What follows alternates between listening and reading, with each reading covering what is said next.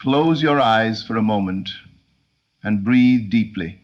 Let the outside world fall away, because right now you're entering the world that truly creates your inner world.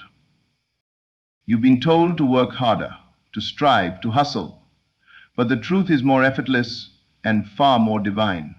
What you desire is already yours. It already exists. The only thing you need to do is feel it. Real, not someday, not later, but now. This is not wishful thinking, this is law. Your imagination is not fantasy, it is creative power. Every time you close your eyes and feel something real within, you are planting the seed of a future reality. And like any seed, it must grow when it is nourished by feeling and persistence. You don't have to beg life for your desires. You are not here to chase. You are here to receive. You are the operant power, the selector of states, the chooser of assumptions. When you assume that you are already the one who has, the one who is, the one who lives in that fulfilled reality, you begin to rearrange the world around you. And how do you assume it? You relax, you close your eyes, you feel, you live it inside. Don't worry if the world doesn't change instantly. The delay is not denial, it's just a reflection catching up to your new inner truth. Be still, be calm, be convinced. You don't manifest by force, you manifest by faith. You don't bring it about by effort, you bring it by inner knowing. Feel the joy now, feel the gratitude now, feel the fulfillment now. When you do that, you create an emotional blueprint, and the world must build it, it must mirror it, it cannot resist. So stop checking, stop doubting, stop waiting. Go within, feel it real, and then relax, because it's already done. It's already yours. Let go and watch it unfold. Imagination is not just a daydream or mental escape.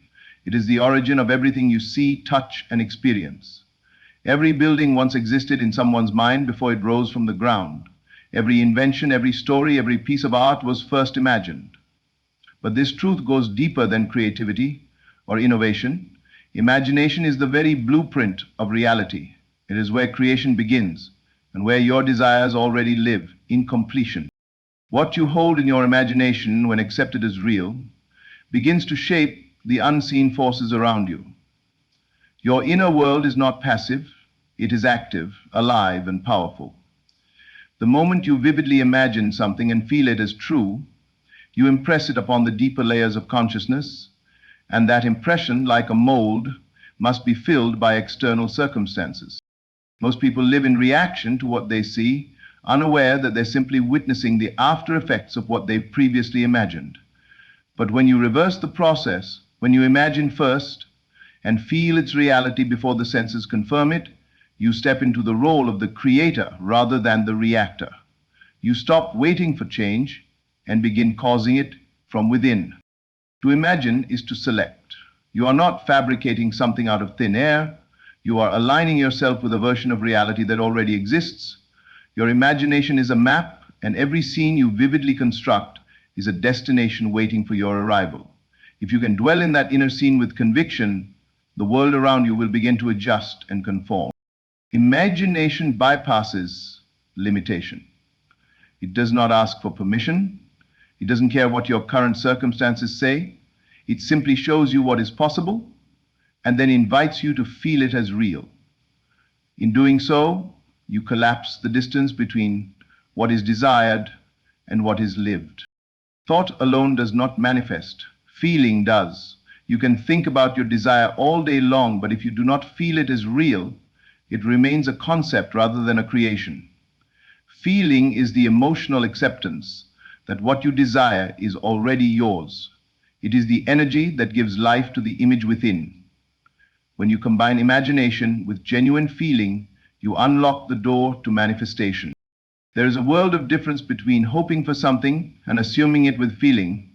Hope leaves you waiting, while feeling it real brings you into the experience now. The mind may picture the scene, but it is the heart that breathes life into it. When you feel the joy, the satisfaction, the certainty of having your desire, you impress that state onto the subconscious, and once impressed, it begins to outpicture itself through the events, people, and situations of your life. Feeling is the language of the subconscious. It does not respond to empty repetition or surface-level words. It responds to the emotional atmosphere you carry within. If you feel anxious, it assumes something unwanted. If you feel peace, confidence, and fulfillment, it accepts that the desire is already fulfilled and moves accordingly. You must feel the end as though it is happening now, not later, not someday, but now. The smile, the relief, the knowing, all of it must be experienced within. This is not about faking it or pretending. It is about tuning into the version of you where the desire is natural and already part of your reality. That version already exists, and feeling connects you to it instantly. When you shift your inner state, you shift the world around you, not because the world changes randomly, but because it reflects the state you persist in. Feeling is how you enter the state. It is the gate, the key, the bridge. You do not wait for something to happen in order to feel. You feel and then it happens. You don't need to run after what is already yours. The very moment a desire is born within you, it comes with the means for its fulfillment. The fact that you can long for it, dream of it, feel it in your heart, this is evidence that it already exists in a dimension unseen, waiting to be claimed. You are not meant to beg, plead, or struggle to receive it. Desire is not lack. It is awareness of what is already prepared for you. Chasing implies separation. It says, I don't have it and I must earn it. But true manifestation begins when you shift from chasing to choosing. You step into the version of yourself who already possesses it, not because you saw it in the outer world, but because you felt it in your inner world. That feeling becomes your claim, your assumption, your reality. You stop moving toward it and start moving from it. You stop moving from it. When you chase, you reinforce the idea that what you want is distant, outside of you, withheld. You give power to the absence instead of the presence. But when you assume it's already yours, when you carry the inner conviction that it's done, you begin to radiate that truth. The world, in response, bends to match that inner certainty. The people, opportunities, and moments align, not because you fought for them, but because you aligned with them inwardly. Letting go of the chase doesn't mean you stop desiring or acting. It means you no longer act from desperation. You no longer identify as the one who lacks, but as the one who receives. You walk, speak, think, and feel from the place of already having. In this shift, the delay ends. The resistance dissolves. Life begins to unfold in your favor, not because you forced it, but because you stopped resisting it. Your assumption is the claim, your feeling is the evidence, and your state is the magnet. When you finally relax into the knowing that it's already yours, the need to chase falls away. The race ends, and reality begins to catch up to your new identity. To assume the state means to mentally and emotionally occupy the version of you who already has what you desire. It is not merely thinking about it, it is becoming it in consciousness. When you assume a state, you step into that version of reality inwardly, and from that place you no longer beg, wish, or try to make things happen. You are no longer striving for it, you are living from it. The struggle begins when you identify with lack, when you constantly notice what is missing, when you react to circumstances that contradict your desire. You lock yourself into the very state you wish to escape. But the moment you let go of needing it to happen and simply assume that it already has, you move into the state of fulfillment. This is not denial of the outer world. It is a decision to no longer let it dictate your inner world. Struggle is effort. It says, I must change the world before I can feel peace. But assumption says, I choose peace now because I know the world will reflect it. The outer world is only a shadow of your dominant inner state.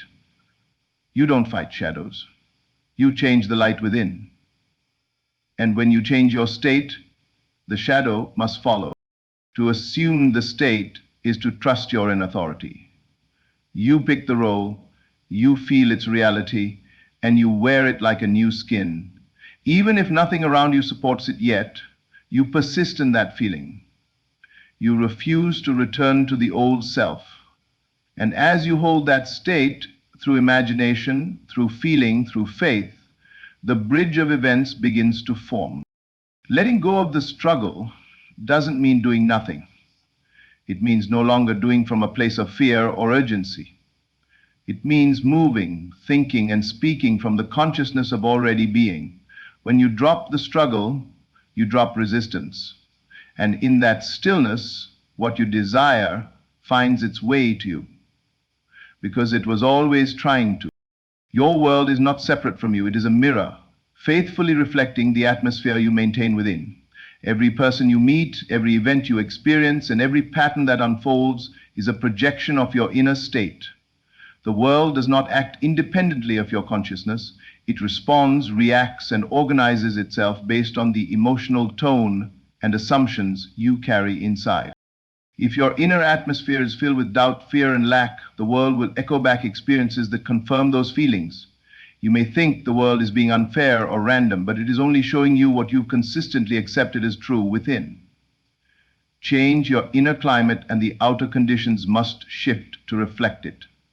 This is not philosophical, it is law. The outer is shaped by the inner, and the unseen always precedes the seen. It is not enough to visualize a better life while emotionally remaining in frustration or disbelief. The feeling must match the picture. You must become the version of you who already lives in that better reality, not just in thought, but in vibration, in tone, in energy. The way you wake up, the way you walk, the way you respond to life, all of it reveals your state, and that state becomes the template from which the world molds itself. You are not a passive observer, you are the projector. The world plays back the film you run inside your mind, frame by frame. To change the movie, you change the reel. You shift the story, the expectation, the assumption. And as you do, the characters in your life begin to play different roles. The circumstances begin to soften, and what once seemed immovable becomes fluid. Most people wait for the world to give them a reason to feel good, to feel safe, to feel fulfilled. But this is backwards. The moment you take control of your inner atmosphere, intentionally cultivating peace, joy, gratitude, confidence, you begin to influence the world rather than be influenced by it. You begin to experience alignment instead of opposition. Not because the world suddenly decided to favor you, but because you finally decided to favor yourself inwardly. Effort, when born from desperation, often creates more resistance than results. The harder you try to force something into being, the more you reinforce that it isn't already yours. That strain, that inner tension, signals to the subconscious that the desire is still far away. And the subconscious, being deeply obedient, takes that signal and reproduces circumstances that mirror that distance.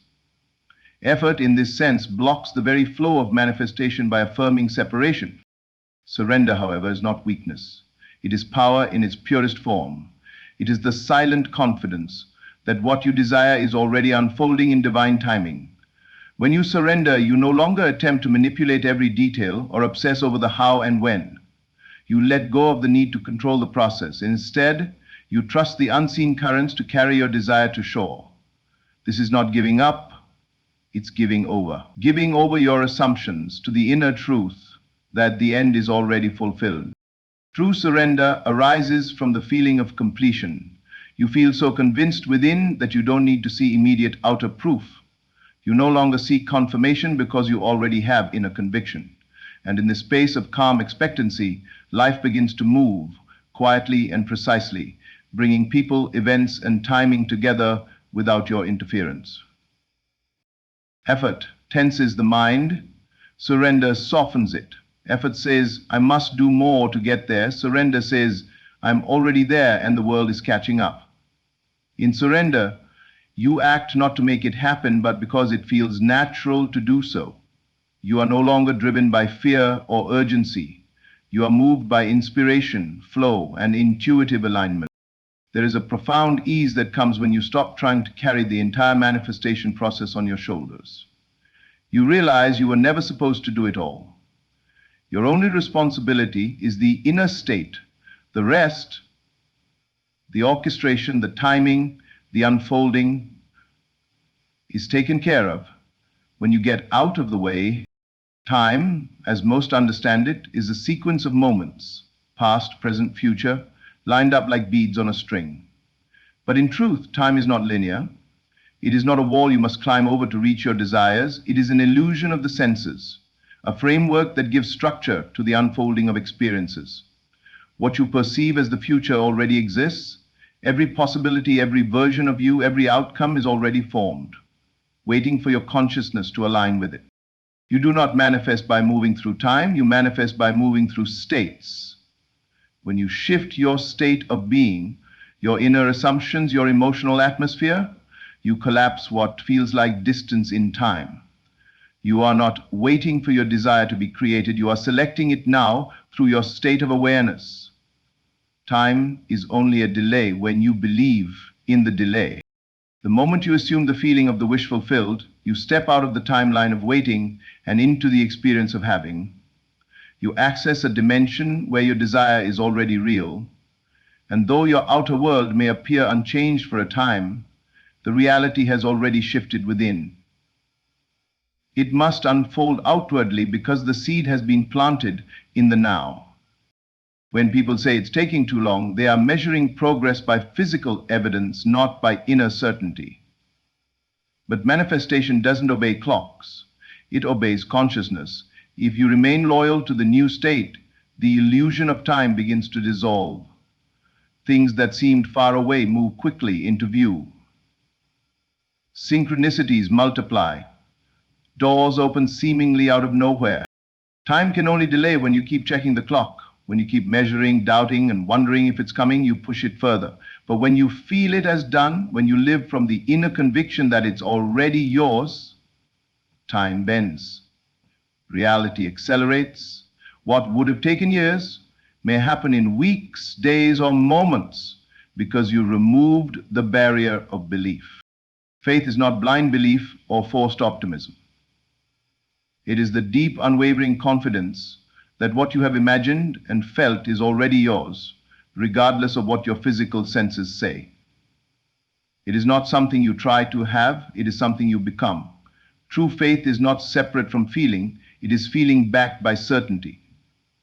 When you combine the emotion of already having with the conviction that it must come to pass, you move mountains without effort. Faith does not argue with appearances, it does not need proof. It is the inner assurance that your world will conform to the assumption you hold as true. When you walk in faith, you no longer waver between maybe and what if, you stand firmly in the inner knowing that your desire has already been fulfilled. You feel the outcome so clearly that no evidence to the contrary can shake you. That feeling is not hope, it is creation. You may not see it yet with your eyes, but you live from it in your heart. And this internal shift changes everything. The world begins to arrange itself around your inner stance. Circumstances adjust, people show up, opportunities flow, not because you chased them, but because you believed from within. Faith is not passive. It is alive, vibrant, and creative. It colors your thoughts, it reshapes your choices, and it lifts your emotional state. When you feel with confidence, you begin to act, speak, and carry yourself like one who already has it. This change in identity is what attracts the reality you desire. You are no longer seeking the result, you are the embodiment of it. And in this place, the process no longer feels like waiting. There is no anxiety, no pressure. There is only quiet power. You know that what you desire is on its way, not because you hope it will be, but because in your inner world it already is. That is faith, and that is the force that transforms everything. Persistence is often misunderstood as constantly doing, pushing, or forcing something to happen in the external world. But true persistence is not measured by action, it is measured by state. It is not how much you do, but how consistently you remain in the inner feeling of your wish fulfilled. It is the quiet, steady loyalty to the version of you who already has what you desire, regardless of outer appearances. This kind of persistence doesn't exhaust you, it centers you. It means returning again and again to the feeling of having, to the assumption that it is already done. It means refusing to be shaken by the delay, refusing to fall for the illusion that nothing is happening. Persistence is when you no longer look outside for confirmation, because you are too anchored in your inner truth to be swayed by temporary conditions. Outer force, on the other hand, is born from doubt. It comes from the belief that you must make it happen with effort and intensity. But effort alone, without alignment, leads to struggle. You may do 100 things outwardly, but if you have not shifted your state inwardly, those actions carry little power. True creation flows not from force, but from being.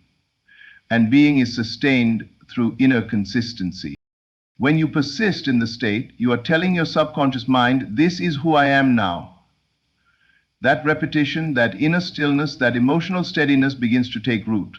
The more consistently you dwell in that state, the more natural it becomes, and the more rapidly your outer world begins to reflect it. Persistence trains your reality to obey your new identity. You do not need to keep changing your technique or questioning your process. You simply need to persist, to hold your inner course, to choose again and again the end you desire, and to live from that place, no matter what the senses report. That is real strength. Not effort, not willpower, but unwavering inner alignment. Before anything becomes visible in your outer world, it is first formed in the unseen realm of imagination, emotion, and assumption. The unseen is not empty. It is the origin. It is where every manifestation begins, where every shift is set in motion. What you do not yet see with your eyes already exists in the invisible dimension, shaped by the thoughts you dwell upon, the feelings you cultivate, and the states you assume as true. The mistake most people make is judging life solely by what is currently visible. They react to facts, to delays, to problems without realizing those are just reflections of past inner states. But when you truly understand that the unseen precedes the seen, you stop living in reaction.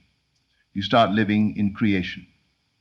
You begin to value the invisible, the quiet inner work, the feelings and images that arise when the world is silent. That is where the future is written. You cannot wait to feel successful until success appears. You cannot wait to feel loved until someone loves you. You must first become it within. You must experience the fulfillment of your desire in the unseen, in imagination and feeling, and allow the outer world to catch up. This is not pretense. It is selection. You are choosing the version of reality you wish to live in, and by embodying it internally, you command it to take shape externally. There is a sacred delay between what you assume and what becomes visible, not because the process is slow, but because reality is adjusting itself around your new state. That gap is not punishment, it is proof that something deeper is working. And during that space between inner assumption and outer confirmation, your task is simple. Remain faithful to the unseen. Stay loyal to the invisible evidence. Release, trust the inner knowing more than the outer noise. Everything you desire, everything you imagine, is already alive in the unseen. It is waiting, not for time, not for luck, but for you to match it in frequency. Once you do, it has no choice but to become form. Because nothing shows up in your life that was not first formed in the realm where only you can see, feel, and believe it. Desire does not arise from emptiness. It arises from a deeper part of you that already knows what is possible. The moment you feel a genuine desire, it is not a random wish or fantasy. It is life revealing to you what is already available in potential. Your desire is not separate from its fulfillment.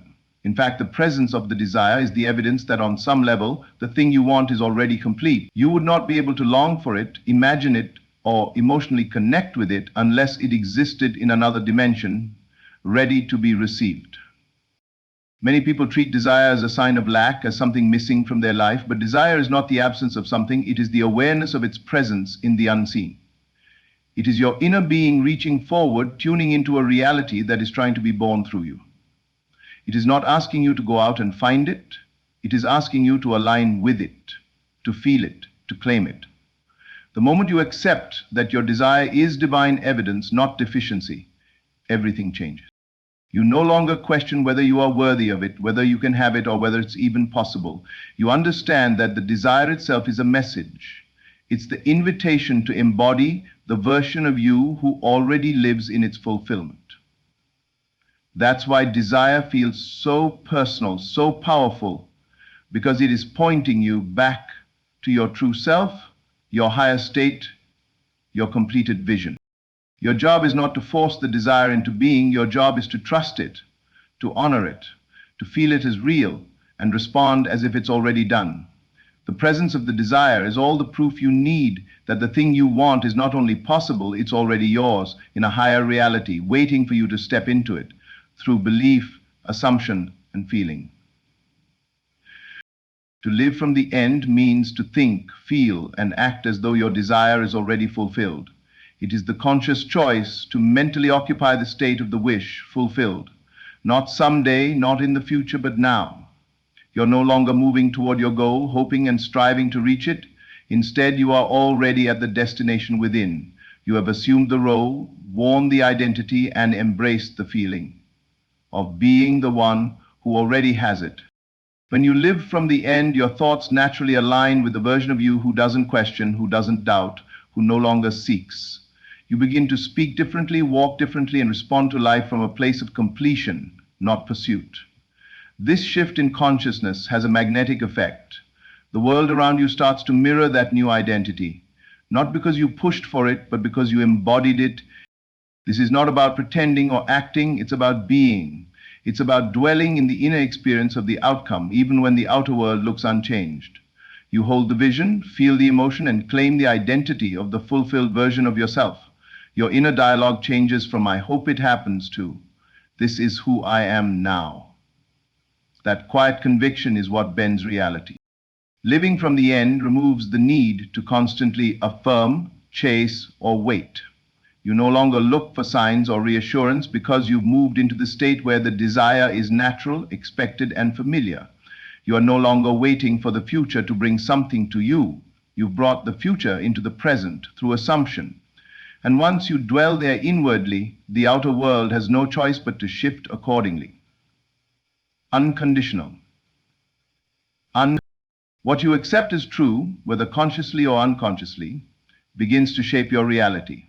Your life is not governed by random chance or external forces, it is governed by your assumptions. When you emotionally and mentally accept something as truth, your subconscious takes that impression and begins to rearrange your outer world to reflect it. It does not matter whether the assumption is based in fact. What matters is that you believe it to be real. The belief becomes the seed, and your world becomes the soil that brings it to life. This is why two people can live in the same conditions and have completely different experiences. One assumes life is full of opportunity, the other assumes life is full of struggle. And each will find evidence to support what they've already accepted internally. It is not life choosing for them. It is their assumptions directing life. Acceptance doesn't mean you simply repeat words or visualize images. It means you allow an idea to settle into your emotional core without resistance. It becomes a quiet knowing. You no longer argue with it, no longer question it. You feel it as true. That inner acceptance becomes the new program running beneath the surface, quietly influencing your behaviors, your interactions, and the events that unfold around you. If you accept that you're lucky, life will mirror that luck. If you accept that success is natural to you, doors will open without effort. If you accept that love is hard or money is scarce, your reality will faithfully confirm those beliefs, not because it must, but because you have instructed it to. You are always assuming something. The key is to become aware of what you've been accepting as true, and once you do, you can choose differently. You can deliberately accept the reality you wish to experience. And the moment you do so, not tomorrow, not after you see proof, but in that moment of acceptance, the shift begins. The facts of your current reality are nothing more than the echo of your past assumptions. They are not final, they are not fixed, they are simply reflections of former states you once inhabited. States you might not even remember choosing. And because they are effects, not causes, you are under no obligation to continue believing in them. You are not bound by what your senses report. What is seen is temporary, but what is felt and assumed within is eternal and powerful. If you only react to facts, you trap yourself in a cycle of repetition. You look at what is, allow it to dictate how you feel, and then recreate more of the same. But manifestation does not come by responding to the current world. It comes by creating from within. When you dare to ignore what seems real and instead trust the inner feeling of the wish fulfilled, you step into the creative role. You begin to operate from cause rather than effect. The feeling is what matters. Not what the bank account says, not what the relationship looks like, not what others think. The feeling of already having, already being, already living the life you desire, that is the real substance. That is the state that bends reality. It's not about denying reality, it's about refusing to give it power over what you choose to believe. To trust the feeling means you close your eyes and step beyond appearances. You return to your imagination, to your inner sanctuary, where you already are the person you wish to be. You feel it as done. You let that feeling guide your responses, your self-talk and your expectations. And no matter what the facts try to tell you, you remain loyal to that inner experience. The facts may scream one thing, but the feeling whispers another. And that whisper, when trusted, becomes the new truth.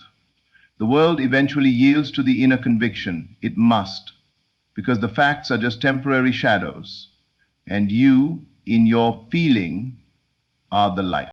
Stillness is not inactivity, it is alignment. It is the silent space where true creation begins. In stillness, you are no longer reacting, no longer reaching, no longer trying to force or fix. You are simply being, and in that being, there is profound power. Stillness allows you to withdraw attention from the noise of the outer world and return to your center, where imagination and feeling merge to form the blueprint of your reality. When you are still, you stop scattering your energy. You stop leaking power into doubt, fear, or impatience. Instead, your focus sharpens, your emotions settle, and your awareness becomes more acute. This clarity creates an opening, a channel for the unseen to begin shaping the scene. Stillness is the place where you choose your state deliberately, where you feel the wish fulfilled without distraction, and where you commune with the version of you who already has everything you desire.